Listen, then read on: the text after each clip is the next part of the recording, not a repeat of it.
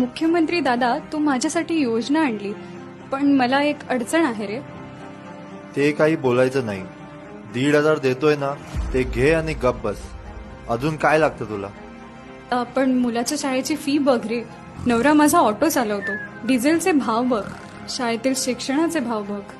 तुमच्यासाठी काही केलं तरी कमीच आहे. अरे कधीतरी समाधानी राहणार की नाही?